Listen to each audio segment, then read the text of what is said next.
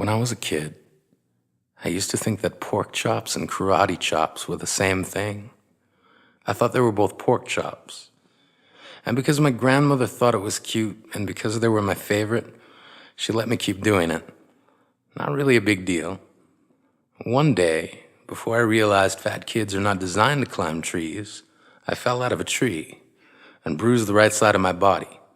I didn't want to tell my grandmother about it because I was scared I'd get in trouble for playing somewhere I shouldn't have been. A few days later, the gym teacher noticed the bruise and I got sent to the principal's office. From there, I was sent to another small room with a really nice lady who asked me all kinds of questions about my life at home. I saw no reason to lie. As far as I was concerned, life was pretty good. I told her whenever I'm sad, my grandmother gives me karate chops. This led to a full-scale investigation, and I was removed from the house for 3 days until they finally decided to ask how I got the bruises. News of this silly little story quickly spread through the school, and I earned my first nickname, Pork Chop. To this day, I hate pork chops.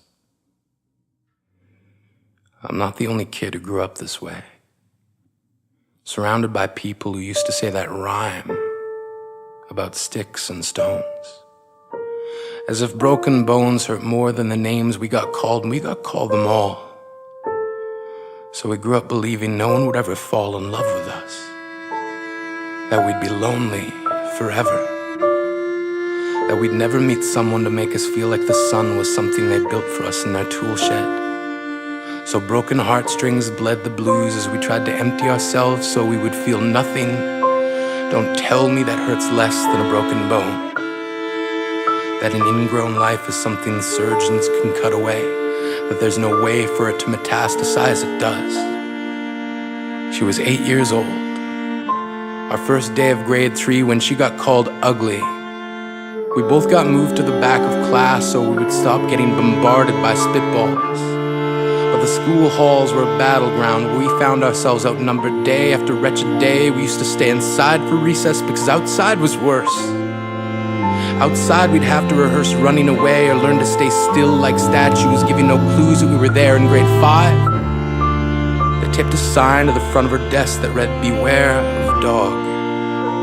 To this day, despite a loving husband, she doesn't think she's beautiful because of a birthmark that takes up a little less than half her face. Kids used to say she looks like a wrong answer that someone tried to erase but couldn't quite get the job done.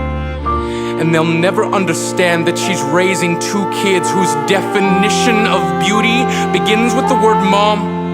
Because they see her heart before they see her skin. Because she's only ever always been amazing. He was a broken branch grafted onto a different family tree. Adopted. Not because his parents opted for a different destiny. He was 3 when it became a mixed drink of 1 part left alone and 2 parts tragedy. Started therapy in 8th grade, had a personality made up of tests and pills, lived like the uphills were mountains and the downhills were cliffs, 4/5 suicidal, a tidal wave of antidepressants, and an adolescence being called pauper. 1 part because of the pills, 99 parts because of the cruelty. He tried to kill himself in grade 10 when a kid who could still go home to mom and dad had the audacity to tell him, "Get over it." As if depression is something that can be remedied by any of the contents found in a first aid kit. To this day, he is a stick of TNT lit from both ends. Could describe to in detail the way the sky bends in the moments before it's about to fall. And despite an army of friends who all call him an inspiration, he remains a conversation piece between people who can't understand. Sometimes being drug-free has less to do with addiction and more to do with sanity. We weren't the only kids who grew up this way. To this day, kids are still being called names. The classics were "Hey stupid," "Hey spaz." Seems like every school has an arsenal of names getting updated every year. And if a kid breaks in a school and no one around chooses to hear, do they make a sound?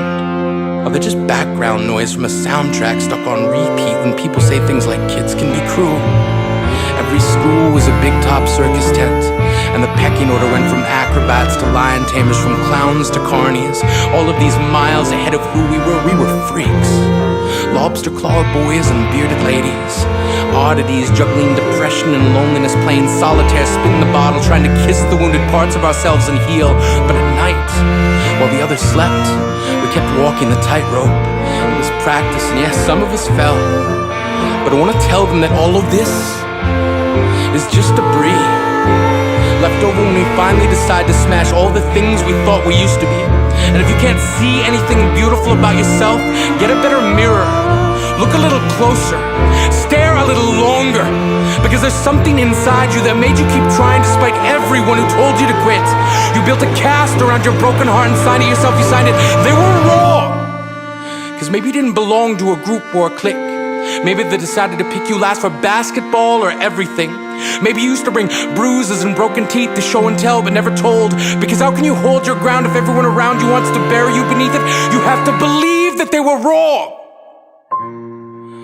They have to be wrong. Why else would we still be here?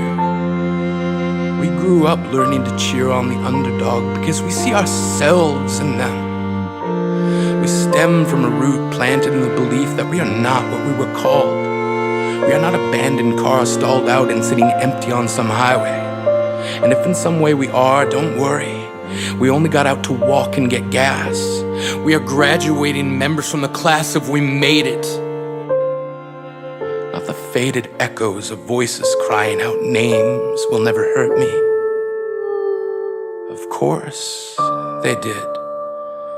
But our lives will only ever always continue to be a balancing act that has less to do with pain and more to do with beauty.